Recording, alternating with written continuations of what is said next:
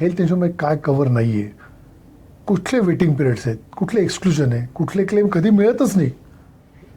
नमस्कार, माझं नाव सचिन श्रीकांत महाजन आणि माझा हेल्थ इन्शुरन्स क्षेत्रामध्ये 25 वर्षापेक्षा जास्तचा अनुभव आहे.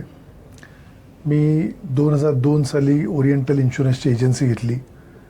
त्यानंतर Bajaj alien general insurance private कंपन्यांमध्ये आली होती. स्वतःची कंपनीची स्थापना केली, ज्या कंपनीचं नाव एम्पथी मेडिक्लेम कन्सल्टन्सी LLP. मला एक गॅरंटी होती की हेल्थ इन्शुरन्सची इतकी प्रचंड डिमांड आहे की हेल्थ इन्शुरन्सला त्यात लोकांना मी एज्युकेट केलं, मेंटॉरिंग केलं आणि सगळ्यात महत्त्वाचं मला असं वाटतं, एक माझा जो अँगल नेहमीच पहिल्यापासून आहे तो अशा पद्धतीने सांगा, मेडिक्लेम हेल्थ इन्शुरन्स अशा पद्धतीने सांगा की लोकांना लाँग टर्ममध्ये त्याचा फायदाच झाला पाहिजे.